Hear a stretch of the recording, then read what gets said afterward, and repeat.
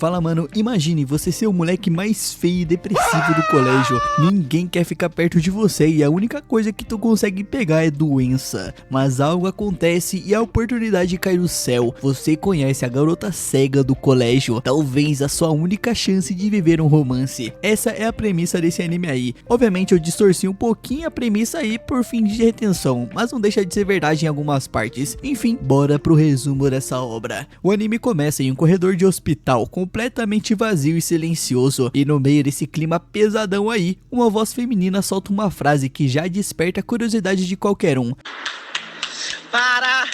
Tira que eu vou cagar! O desejo dela é continuar vivendo, mesmo depois de morrer. Do silêncio absoluto, a gente é jogado direto no meio de uma bagunça aí, mano. Tá rolando uma festa de boas-vindas da universidade, com gente brindando, veteranos gritando e aquele caos típico de calouros tentando fazer uma amizade a qualquer custo. No meio dessa confusão aí tá o nosso prota, Sorano, usando um moletom e praticamente dormindo sentado. O colega do quarto dele, o Narumi, reclama que ele não tem animação nenhuma, mas o nosso prota responde na hora que só foi arrastado para aquela festa contra a vontade e que está morrendo de sono porque o Narumi passou a madrugada inteira arrastando móveis no dormitório. O Narumi ainda pede desculpas por ser um colega de quarto tão esquisito, mas faz isso com o maior orgulho do mundo. Dito isso, essa festa aí também serve para mostrar exatamente como o Sorano enxerga as coisas. Os veteranos começam a cantar parabéns para uma caloura cujo ninguém sabe o nome, manos, e ele quase morre de vergonha alheia. Logo depois, um veterano sobe para fazer um anúncio importante. Ele apresenta a aluna nova, Yuko Hayashi, manda ela levantar na frente de todo mundo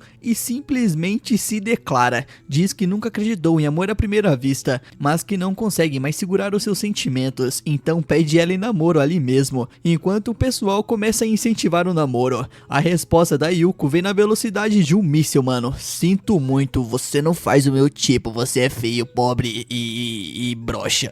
O Narumi cai na risada, mas o nosso prota só consegue sentir desgosto vendo aquela cena. Ele admite que nunca gostou de pessoas que fazem de tudo pra chamar a atenção, talvez porque deteste esse desespero de querer aparecer a qualquer custo. O Narumi ri daquilo, mas percebe exatamente como o Sorano funciona, um cara que transformou a discrição em um estilo de vida. Só que o Narumi nota uma mesa isolada em um canto do salão que parece pertencer a outro universo. Lá estão sentadas duas garotas bonitas demais, conversando tranquilamente enquanto o resto da festa está em um completo caos. O Sorano já volta contra chegar perto. Na cabeça dele, garotas daquele nível nem perderiam tempo dando atenção pra eles. O Narumi obviamente ignora completamente isso aí e vai direto até a mesa. Ele se apresenta sem a menor vergonha. O Shio Narumi, e esse dali é o colega de quarto dele, o Kakeru Sorano. A garota de cabelo rosado responde dizendo que é Yuko Yasae, a mesma que acabou de dar um fora histórico. Já a outra de cabelos longos e escuros com um jeito refinadíssimo se apresenta como Koharu Fukeyutsu, e é então que acontece um detalhe pequeno mas que muda completamente o episódio. A Yuko comenta baixinho pra amiga que o Koharu está bem às 12 horas, indicando a posição de alguma coisa na mesa como se fosse um relógio. A Koharu agradece e pega exatamente o objeto certo. O Sorano estranha aquilo e pergunta se ela tem algum problema de visão, e com toda a naturalidade do mundo a Koharu responde que sim, ela é completamente cega. Quando a festa acaba já é de madrugada e uma lua enorme ilumina o céu. A Koharu vem caminhando enquanto ri, contando como não entendeu absolutamente nada da aula e que até levou um susto quando ouviu o próprio nome sendo chamado pelo professor. O Sorano olha para a lua e não consegue evitar de pensar em será que ela consegue ver a lua? Ele admite para si mesmo que se perdesse a visão jamais conseguiria continuar sorrindo daquele jeito. Enquanto os quatro seguem caminhando, a Yuko explica que a universidade possui um programa de guias estudantis, voluntários que ajudam alunos com deficiência a se locomoverem e enfrentarem a rotina do campus. Ela faz parte desse grupo. Conta também que conheceu a Koharu justamente na cerimônia de boas-vindas, porque os sobrenomes delas fizeram as duas sentarem lado a lado, e revela que foi a própria Koharu quem pediu ajuda naquele dia, porque sempre sonhou em participar de uma festa de boas-vindas quando finalmente entrasse na faculdade. A Yuko encerra dizendo que acha tudo aquilo incrível, e o nosso prota só consegue responder, é isso aí mesmo, legal. Meio travado porque ele sente que incrível ainda é pouco para descrever aquilo, e nem sabe direito como colocar o que está sentindo em palavras. Mano, ele só conhecia uma pessoa cega, é só isso, tá ligado? Logo depois, a Yuko ativa um modo estratégico de entupido. Ela descobre que o Sorano frequenta a mesma aula de ciência da computação que a Koharu nas manhãs de segunda-feira e faz uma proposta. Já que ele não quer virar um guia estudantil, ele podia pelo menos ficar de olho nela durante aquela aula, caso ela precisasse de alguma ajuda. O Sorano congela na mesma hora, mas antes que ele consiga responder, acontece um pequeno acidente. Uma bicicleta velha que estava largada bem em cima de um piso tátil acaba caindo. Depois de um pedido de desculpas meio sem graça, a Koharu apenas ri e diz que qualquer pessoa derrubaria aquela bicicleta toda detonada. O verdadeiro problema é alguém ter estacionado justamente em cima do piso tátil. Ela comenta que gostaria que mais pessoas soubessem o quanto isso atrapalha. O Sorano responde apenas que vai pensar no assunto. A Yuko não perde tempo, já pega o contato dele e diz que vai contar com ele caso a Koharu precise de alguma coisa. E por dentro, nosso prota admite algo que nunca teve coragem de dizer em voz alta.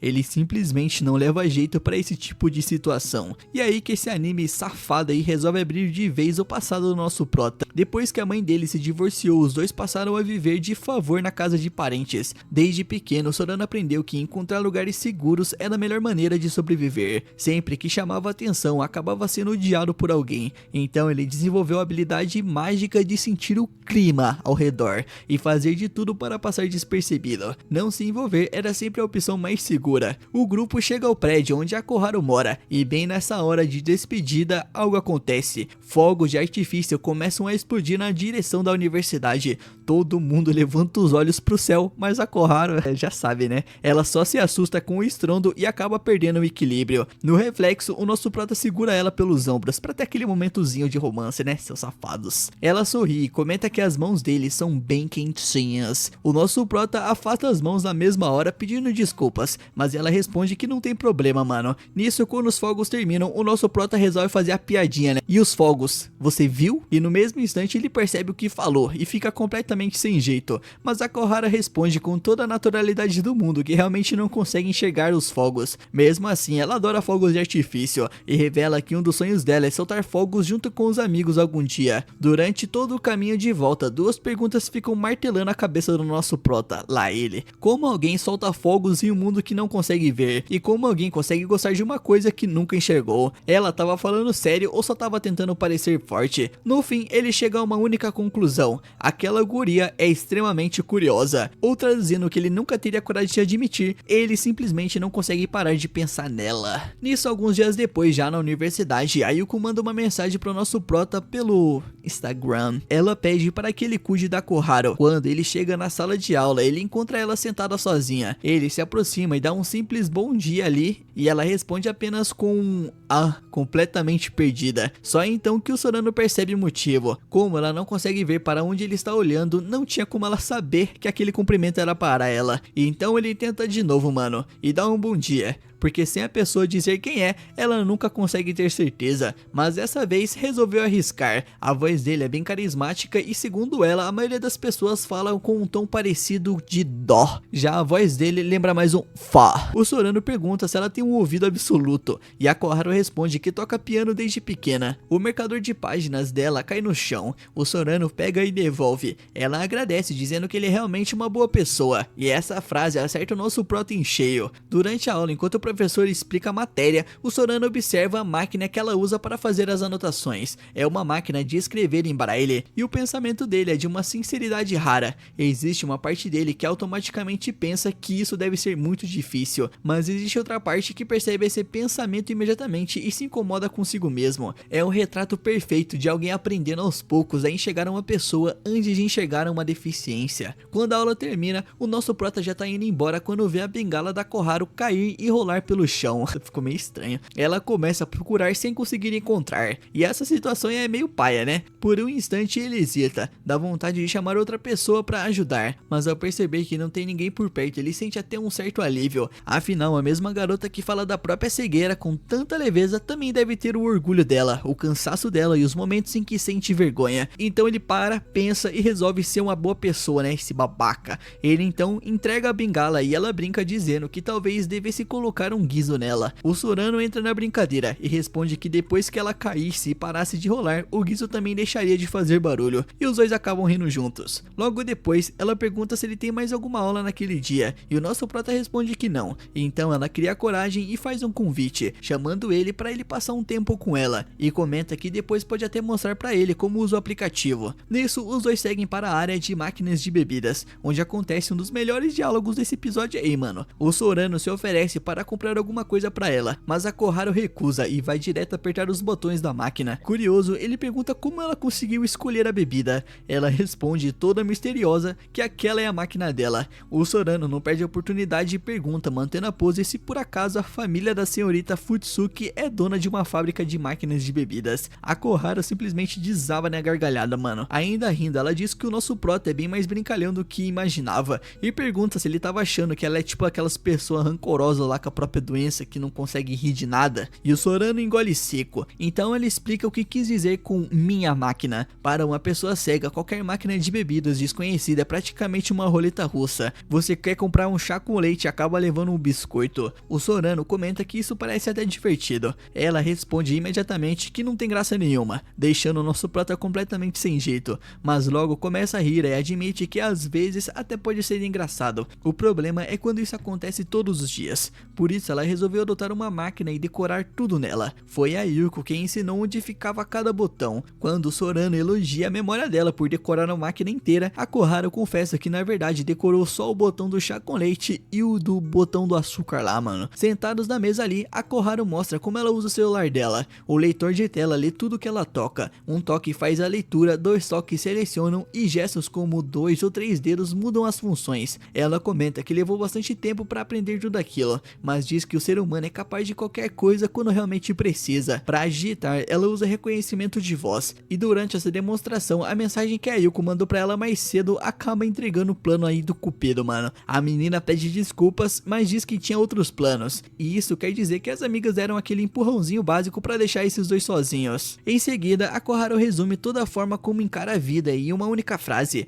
pessoas cegas vivem exatamente como qualquer outra pessoa. O nosso prota só consegue ficar olhando com essa cara de mongo pra ela enquanto pensa em silêncio. Ela consegue se chamar de cega sem demonstrar qualquer desconforto, já ele é só um bostinha que nem consegue falar direito. Quantas dificuldades ela precisou enfrentar para chegar naquele nível de aceitação. Ao mesmo tempo, ele percebe que nem sabe até onde pode fazer perguntas sem acabar machucando ela, e existe uma parede invisível separando os dois. Então vem a percepção que dói de verdade. Essa parede foi construída por ele mesmo. Bastava perguntar, mano, bastava conversar normalmente, e ele sabe disso, sabe muito bem. Mas o anime resolve mostrar o nosso prota ainda criança, sozinho, sentado dentro de um cubo de vidro cercado pela escuridão. Aquela parede invisível sempre foi o lugar onde ele viveu. E quem finalmente quebra o silêncio é a própria Koharu. Ela sorri e pede que o nosso prota adicione ela também, mano, lá no WhatsApp. O nosso prota responde tímido que tudo bem, e quando o contato dela aparece na tela, a foto de perfil do Koharu é uma flor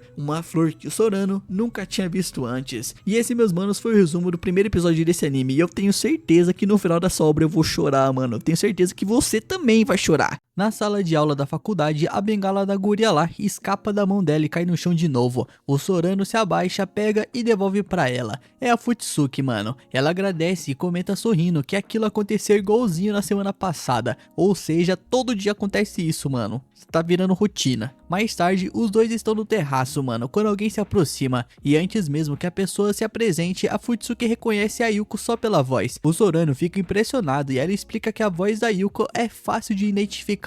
Aquilo desperta uma curiosidade nele, mano. Será que pessoas cegas realmente têm audição mais aguçada? Isso aí ele já tinha perguntado no episódio passado, mano. Tá repetindo o bagulho, mano. Ele pensa em perguntar, mano, mas ele é um frouxo e desiste por achar que seria inconveniente. Só que a Yuko faz a pergunta sem rodeios. A Futsuki então responde que não é bem assim. Ela diz que essa história de localizar as coisas pelo eco é muito exagerada, mas que por tocar piano desde pequena ela acabou desenvolvendo uma percepção melhor para algumas coisas. A Yuko então explica que faz parte da comissão do festival da universidade e precisava de alguém para conferir a afinação do piano no salão do memorial. A Koharu se oferece na hora e a Yuko pede para que o nosso prota acompanhe as duas. Ele reclama, mano, porque ele é um vagabundo, mas ele acaba aceitando. No caminho, a Yuko finge que recebeu uma ligação ali porque ela não me engana e ela sai correndo pra uma reunião, mano, deixando os dois ali sozinhos. Nisso, já no salão memorial, ele ajuda ela a sentar no banco do piano. Assim que toca nas teclas, a guria percebe que é um piano de cauda. O Sorano pergunta como ela sabe e ela explica que a resposta das teclas é diferente. Ele aproveita para perguntar como ela consegue tocar sem enxergar. E a guria responde que só consegue tocar músicas que decorou quando ainda enxergava. Ela comenta que existem pianistas cegos muito melhores, mas ela mesma não consegue aprender músicas novas. Depois ela conta que ainda mantém alguns hábitos da época em que enxergava. Quando toca, olha para onde estaria a partitura. Quando alguém fala com ela, levanta o rosto. E quando ouve fogos, olha para o céu. Ela diz que ainda consegue imaginar como era enxergar e por isso acha bom ter vivido essa experiência. O nosso prota não sabe como responder a isso, mano, e apenas fica em silêncio. É bom mesmo, né? Pra não falar merda. Nisso, a Fuyutsuki admite que está um pouco nervosa por tocar na frente dele e pede permissão para começar, e o nosso prota concorda. E então ela toca, mano. A música faz o nosso prota viajar completamente. Na imaginação dele, o salão desaparece e dá lugar a uma praia, com o mar avançando sobre a areia e golfinhos cruzando a água. E quando termina, ele só consegue pensar que ela toca muito, mano. Nisso, a guria pergunta o que ele achou, e o Sorano fica tentando adivinhar o compositor dessa música aí, mano, falando que era Bach, Mozart ou Chopin, e ela acaba rindo da cara dele, porque ele é burro. Então ela explica que a música se chama Mar da Arábia, mas ninguém liga, mano, essa é a verdade, ninguém liga. E ela diz que aprendeu a tocá-la na quinta série. O Sorano então abandona a pose e elogia com sinceridade, dizendo que ela toca a música muito bem. Feliz, a Fuyutsuki agradece e toca mais um pouco. Depois de ficar ali testando o instrumento, ela conclui que o piano só precisa de uma leve afinação. Em seguida, agradece novamente pelo nosso prota por sempre ajudá-la quando a bengala cai. Ela diz que tinha a sensação de que seria ele quem ajudaria de novo, e ficou muito feliz quando isso aconteceu. O Sorano então responde que ela não tinha como saber, mas a Fuyutsuki apenas sorri e diz que no fundo foi mesmo. Criando coragem, ela admite que queria tomar chá com ele outra vez, mas ficou com vergonha de chamá-lo na sala de aula. O Sorano então lembra que eles já trocaram contato no aplicativo de mensagens e que ela pode mandar mensagem quando quiser. Ela pergunta se isso realmente não o incomoda e ele responde que não. Alguns dias depois, durante uma aula de psicologia, o professor explica que a afinidade entre duas pessoas pode crescer rapidamente por causa do efeito de mera exposição, o que faz a gente gostar mais de quem a gente vê com frequência, e do efeito da ponte suspensa, em que o cérebro pode confundir medo com paixão. Guarde bem essa informação aí. O Sorano fica pensando nessa aula aí, mano, e lembra da história de que a gente acaba criando afinidade com quem a gente vê com frequência, e brinca que se isso aí fosse verdade, ele já estaria torando o amigo dele, mano. Não! Não!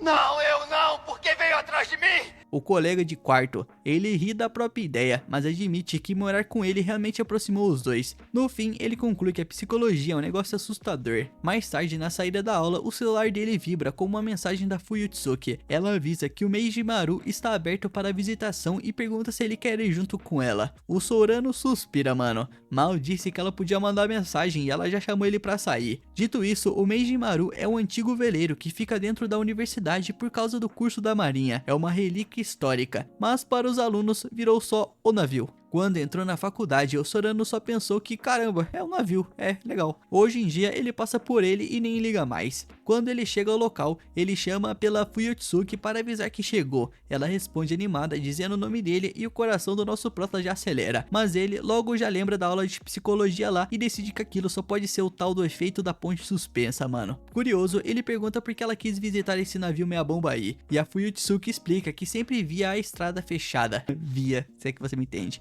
Mas resolveu perguntar na secretaria e descobriu que justamente naquele dia a visitação estava liberada. Ela pergunta se ele nunca teve curiosidade de entrar, e o Sorano responde que provavelmente passaria a vida toda sem fazer isso, mano, sem ter vontade. Ela diz que seria um desperdício e comenta que visitar o navio da Era Meiji parece uma aventura, e aquilo faz o nosso prota refletir. Ele percebe que mesmo querendo muito, provavelmente ele desistiria logo no primeiro obstáculo, igual eu pra tudo que eu faço. Nunca teria ido perguntar na secretaria como entrar, e entende que isso não tem nada a ver com enxergar não, é apenas preguiça mesmo, procrastinação. A Fuyutsuki simplesmente é uma pessoa incrível, e então ele aceita entrar com ela. Lá dentro, o nosso prota fica impressionado com o tamanho do navio e como há muitos degraus, e a guria é cega, ele descreve tudo pra ela, mano, tudo que você puder imaginar, e a Fuyutsuki escuta tudo em silêncio e agradece. O Sorano avisa pra ela tomar cuidado, e sentindo o vento, ela comenta que até parece que o navio está navegando de verdade, e pergunta como é a paisagem dali. O Sorano descreve o mar de um lado, as árvores da universidade do outro e o silêncio do lugar. A Fuyutsuki então fecha os olhos e diz que consegue imaginar perfeitamente perfeitamente e agradece por ele ter ido junto. O Sorano responde que também gostou muito do passeio, e quando já estão indo embora, a Fuyutsuki abre os braços para sentir o vento e pergunta se o Sorano já assistiu o filme Titanic, e ele diz que sim. Ela conta que também assistiu, ainda na época em que enxergava, então ela faz um pedido inesperado, pergunta se ele não quer fingir que os dois estão na famosa cena do filme. O Sorano entra em pânico, mano. Ele diz que aquilo deveria ser feito na proa, mas ela lembra que a secretaria proibiu qualquer um de passar dos corrimãos. Ele tenta escapar, dizendo que então é melhor eles deixarem para lá, mas ela responde que isso não importa, porque consegue imaginar a cena em qualquer lugar. Sem saída, ele pergunta se ela pode ser o Jack, enquanto ele faz a Rose. Aí ele fica na frente e ela fica carcando atrás. A Fuyutsuki entra totalmente nessa brincadeira aí e ainda diz que pode cantar a música do filme no vidinho dele. O Sorano percebe que a situação saiu completamente do controle. Nisso, ela abre os braços como na cena do filme e dá alguns passos para trás, e como ela não enxerga, ela pisa em falso. A bengala escapa da mão dela e ela perde o equilíbrio. O Sorano se joga para segurá-la no último instante e os dois acabam sentados no convés, bem próximos, com o coração disparado. Toda envergonhada, a guria pede desculpas e lamenta que se tivesse conseguido ficar só de pé mais um pouquinho, ela teria completado a cena do Titanic. O Sorano respira aliviado e tenta convencer a si mesmo de que aquele coração acelerado é só culpa do efeito da ponte suspensa. Naquela noite, ele tem um pesadelo gostoso e ele acorda no maior susto gritando que tá voando. O Narumi, na cama do lado, pergunta se ele acabou de acordar todo mundo, e ainda meio desnorteado, o Sorano fica tentando entender o próprio sonho e se pergunta se aquilo também era culpa do tal efeito da ponte suspensa ou da aventura que viveu no navio. No dia seguinte, a chuva toma conta da cidade e, indo para a aula de guarda-chuva, o Sorano avista uma figura atravessando a ponte. Quem você acha que é, hein? Quem você acha que é? Tem alguma dúvida? É a Fuyutsuki, mano. Ela caminha sozinha debaixo da chuva, segurando a bengala com uma mão e o guarda-chuva na outra. Ele corre até ela, chama o seu nome e pergunta se tá tudo bem, e a Fuyutsuki reconhece a voz dele na hora. O Sorano estranha ela estar andando sozinha naquele tempo, e ela explica que estava apenas caminhando. Ela quer fazer o dramazinha dela, essa é verdade, mano. Depois ela revela o verdadeiro motivo: quer aprender a fazer o máximo de coisas possíveis sem depender dos outros. Andar sozinha numa ponte no meio de uma tempestade não parece ser uma coisa muito inteligente pra fazer, principalmente quando você é cego. Já não é inteligente quando você vê, agora quando você é cego é pior. Ela foi quase atropelada por um ciclista agora há pouco, mano. Essa guria é louca. O Sorano percebe que as duas mãos dela estão ocupadas e se oferece para segurar o guarda-chuva. Ela hesita por um instante, mas acaba aceitando depois que ele insiste, dizendo que ele já estava ali mesmo. Os dois então seguem caminhando juntos, dividindo o mesmo guarda-chuva. A Fuyutsuki comenta que ele é muito gentil, mas o nosso prota fica sem graça e responde que só resolveu ajudar porque viu a situação em que ela estava. Tentando quebrar o silêncio, o nosso prota sugere que eles entrem pelo portão principal e passem pelo primeiro prédio, mas a Fuyutsuki para e chama ele. Então faz um pedido inesperado, pergunta o que ele acha dos dois começarem a se chamar pelo primeiro nome. O Sorano quase deixa o guarda-chuva escapar da mão. Ele explica que já faz mais de um mês que eles se conheceram e que, como ele sempre ajuda tanto, acha que já existe uma intimidade para isso. Até sugere criar um apelido e chama ele de Koharun, que foda-se o que significa. O Sorano entra em pânico e responde que não consegue. Esse safado de merda, esse bostinha. Caralho, a guria tá triste aí, mano. A guria é cega, você vai deixar a guria cega triste, mano. Você não tem coração. Ele diz que chamar ela pelo sobrenome já virou costume. A Fuyutsuki apenas pede desculpas e comenta que talvez não esteja segurando o guarda-chuva direito. O Sorano olha para ela e então ela pergunta baixinho se os dois já estão cabendo direitinho ali de baixo. E ele responde que sim, com a chuva caindo ao redor dos dois. Fuyutsuki sorri e diz que então ele pode continuar chamando ela de Fuyutsuki como sempre, mas pergunta se ela pode chamar ele só de Kakero. O Sorano responde que pode. Ela agradece e chama ele pelo nome pela primeira vez e convida o Kakero para continuarem caminhando. E esse, meu mano, foi o resumo desse episódio. Eu espero que você tenha gostado, e se gostou dessa porra aí, caralho, eu tô triste, mano, com vocês. Eu abri uma votação lá pra saber se eu era melhor que o Martins, todo mundo começou a votar no Martins só de sacanagem pra me deixar triste, mano. Os traidores, aqueles que votaram em mim, vocês estão no meu coração, vocês são de verdade, tá? E eu sei que você que votou lá no Martins só votou pra, ó, me deixar triste. Eu sei que você sabe que eu sou melhor que ele, tá bom? Não que eu compita com ele, mano, essa competição só existe na minha cabeça, porque é óbvio que eu sou melhor que ele. Enfim, muito obrigado por ter assistido esse vídeo. Dito isso, deixa seu like, se inscreve no canal, ativa as notificações para não perder a próxima parte. E é claro, né, dá uma olhadinha aí no clube de membros, é baratinho, você apoia demais o canal e faz parte da minha família de verdade. Obrigado, de verdade. verdade. Dito isso, lembre-se, meus manos, o Drazen Nimes ama vocês.